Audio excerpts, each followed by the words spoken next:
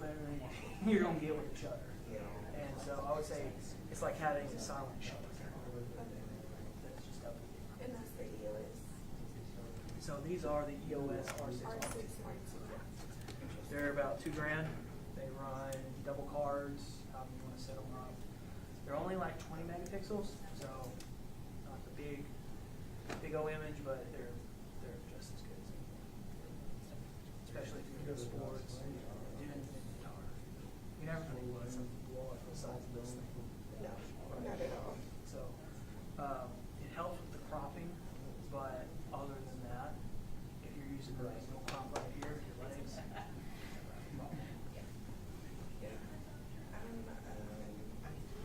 I have the kid lenses for the wide and they're trash. So the only thing I'm working with right now is the sport lens. It's the 70 to 300. Yeah, that's the one that's that little round one that has the variable aperture. I'm pretty sure. Like it's like f3 to like f7. I want to say it's somewhere around here. But yeah, it's so heavy that Good glass is great, but these cameras and good glass are just unmatched. This is bread and butter. This is, you can go anywhere and do anything. yeah. They're that good. The only issue that I would see in sports is they don't have the reach because they're so you're working with a prop sensor right now, so it naturally kind of pops in. These are full frame, very steady. They're auto adjusting constantly. You're in silver shot. But they are truly 70 to 200. So that's it. So you need double orders and things like that sports to reach out. Yeah. Basketball wouldn't be a problem. Indoor sports, they're pretty good for that. But like a baseball or soccer, you gotta have big glass. You can reach out there and touch them. And that stuff gets expensive real quick. Yeah, I want to say I paid almost $3,000 for the rings, but Oh, you may actually have. You may not have done that. I have one of those. It's the USM 2 Two. for the 70 to 300, and it's one of the longer ones. Okay, then you probably got good glass. I would focus on getting the R's. Or getting an adapter because they work too. It's good stuff. Yeah. Yeah, focus on getting that R series. That would be.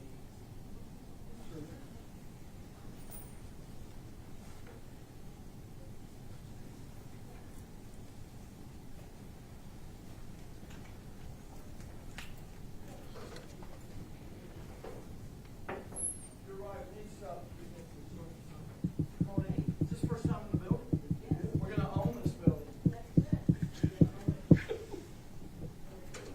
Yo, come on. What are you doing back there? They told me that you told them to sit over here. Yeah, no. Yeah, over like in the front. Front row? Yes. Come Does this on. make for better pictures for you? Yes! Like, particularly a couple down, actually. No, come on over. I get something better. Maybe that's just a bad side. I mean, you're just going to be a blurry person in the background, don't worry.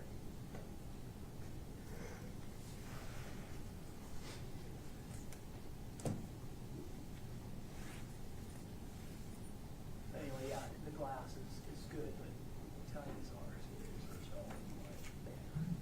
And you can reduce the wear and tear because you're not running the shutter every time.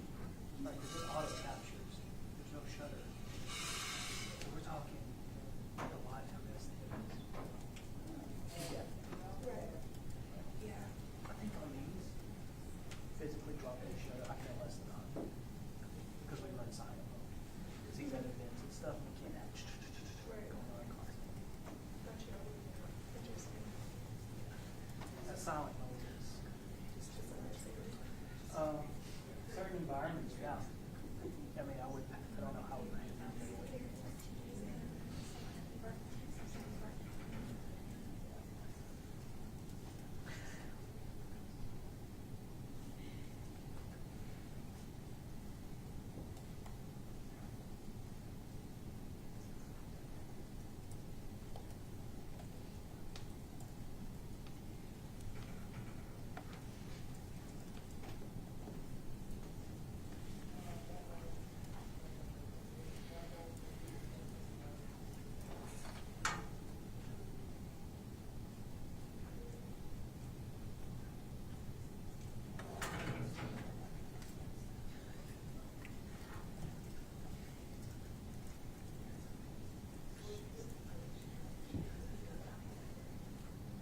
might as well sit back there now.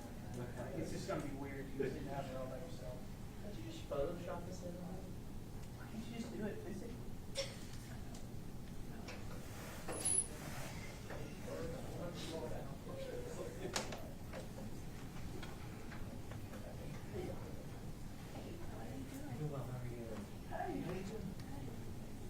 Thank you all for being here last minute. I want to ask Senator Clark and Representative Lundstrom if y'all want to come up.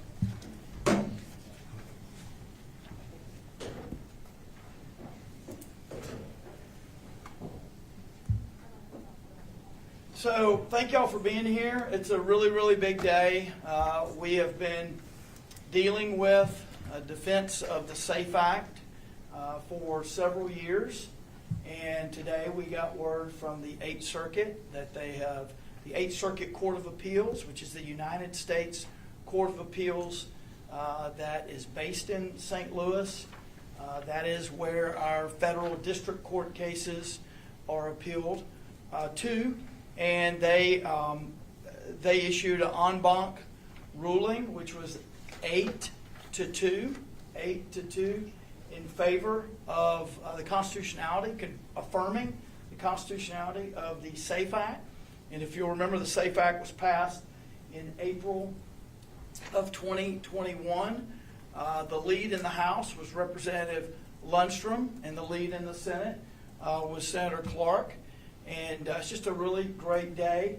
So there was, if you'll remember, dating back to June of 23, which is about 6 months into my first term, there was a permanent injunction on the law, and so it was no longer effective. It was, in effect, frozen, and that was because our district court judge here in Little Rock erroneously concluded that the act violates the Equal Protection Clause, the Due Process Clause, and the First Amendment of the United States Constitution. The 8th Circuit said that none of those three is true, and that it does not violate the Equal Protection Clause because it's not a matter of sex. It's a matter of medical procedure and age. It does not violate the Due Process Clause because there's no fundamental right at issue here. The state has the right to regulate medical treatments. We know that. We do that all the time in the state. All the states do that. And parents do not have an unlimited right to make medical decisions for their children. It is not unlimited. And so there's no due process violation. And then there was a First Amendment issue raised that we lost on at the district court. The 8th Circuit said there's no First Amendment issue here, and that had to do with what a doctor can say. We routinely provide guidance to medical providers on how to handle certain issues, and this is no different. And Arkansas has a compelling interest in protecting the physical and psychological health of minors. So this is a great day for the states, great day for the legislature. This is not, in my view, a surprise coming off of Attorney General Skermetti's victory in the U.S. Supreme Court just earlier this year. And but we have been waiting on this and excited about what might come out of this case. And so I want to let Representative Lundstrom speak a little bit, and then we'll have Senator Clark, and then I'll close it up. Thank you. Today's a big day. First of all, I want to thank Team Tim, or the Attorney General's team. Every single person that worked in the AG's office is a part of this win, and we couldn't do it without good representation. I also want to thank the 64 co-sponsors of this bill. Not a single person backed up when it came time to run this bill, and 72 members in the House and 28 members in the Senate voted for this bill and also voted for the override, and they never backed down. They put their political futures at risk by saying children are more important than politics. castrating a child under 18 chemically or surgically is wrong. I'd also like to thank Jerry Cox and Family Council team. I have had the good fortune of selecting a great Senate sponsor, and that was Senator Clark. He did not back down either. I also want to thank the people of Arkansas. For 4 years we've waited for this to protect our children. And I can't tell you how many times over the last 4 years people have asked me, when is this going to happen? When is this going to happen? We've got to stop this castration, chemically, surgically, of children. They need to be protected. And we've waited patiently, and today's a good day. So thank you to the people of Arkansas who waited patiently with me. With that, Thank you. Thank you. Well, I appreciate Representative Lundstrom asking me to sponsor this bill. I had a similar bill. Wasn't nearly as good as her bill was. Hers was very well thought out. And it's a great victory. I appreciate the Attorney General. Appreciate the Supreme Court for the decision they made a few weeks ago. Appreciate the St. Louis District Court. It shouldn't have taken this long. And it is dismaying that this is a fight that we even have to fight. As we were getting ready to present this bill, I visited with doctors and visited with child psychologists who really know this subject, and most don't. But what I found most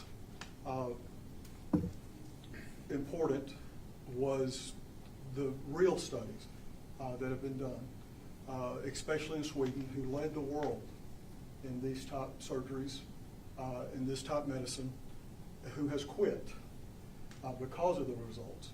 I don't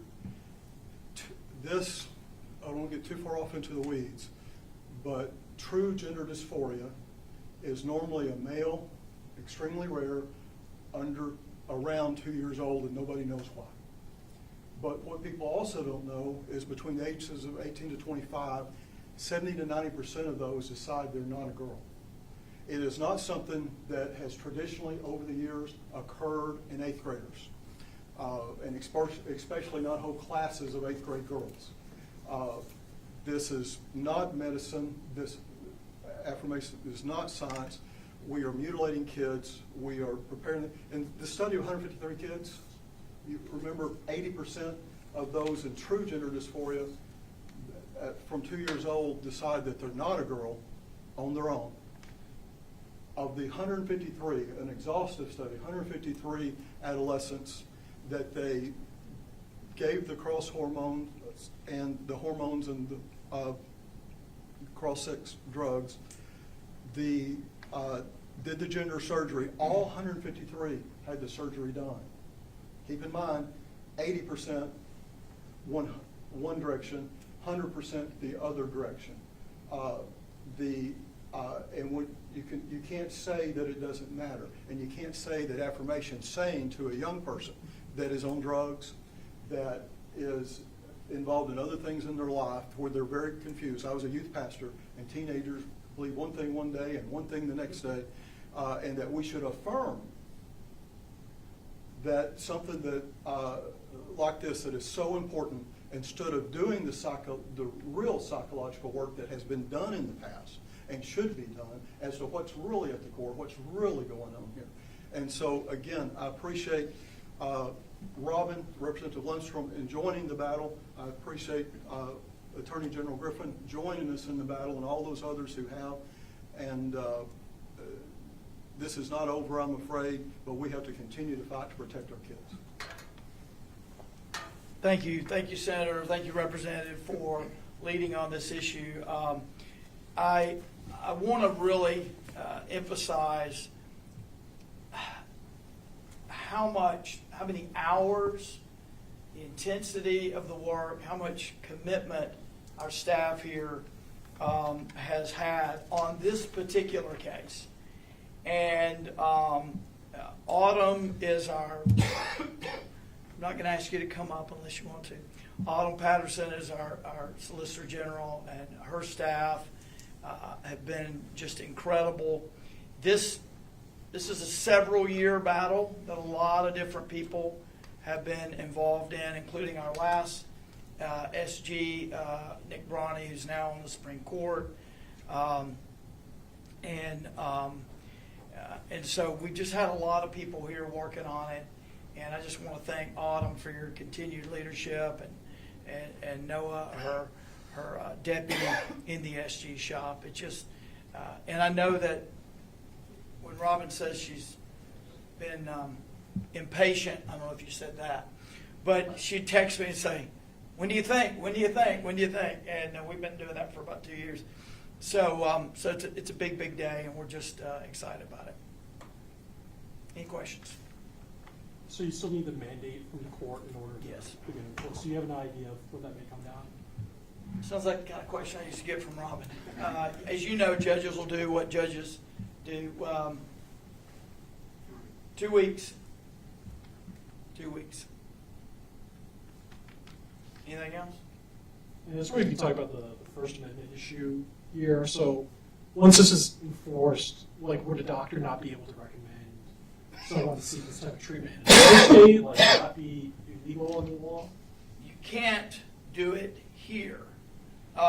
So the actual language, do you want to address that? Or do you want to address that? Yeah, so look, I don't have the statute in front of me, but if you are telling a child, if you are recommending that a child seek this type of care, you're in violation of the statute. So I don't think that saying, well, I didn't mean here, I don't think that's, I think the statute prohibits it regardless. You're not supposed to be, in this state, providing that kind of advice to a minor. Hey, you should be doing this. You should be doing that. I'm going to recommend this. That is not consistent with the authorized practice of medicine in the state. Do you all anticipate any further appeals or legal challenges or anything to this law? Well, I think because the Supreme Court has spoken on this, as it relates to this specific law and these specific arguments, I feel really good about that. Will there be other attempts, other angles? You know, it's hard to predict, but this is pretty definitive. It's going to be hard to. I can't anticipate. People will do what people will do, and they often file frivolous lawsuits. But this is a pretty strong statement backed up by the United States Supreme Court. Can you talk about this being the first statewide ban on gender affirmation and the significance of that for the state of Arkansas? Yeah, so these are the leaders on that. You know, we thought that this case might get to the Supreme Court first. It did not in the end. But I think at least from my perspective, the legal outcome is the one we wanted, even though that this is coming on the heels of the Scarametti case, the Tennessee case. But do y'all want to speak to maybe what led you to, or why we were the first, or that was your doing? I think the biggest reason is we heard from grandparents that were concerned about their grandchildren. Now 26 other states have filed very similar legislation. And of course, Tennessee made it all the way to the Supreme Court. So I think the common sense, the adults are walking back in the room on this issue and saying, we do not cut off the breasts of a child or a penis of a child, and we don't chemically or surgically castrate a child. So I think this has been coming. We just happen to be the first. Okay.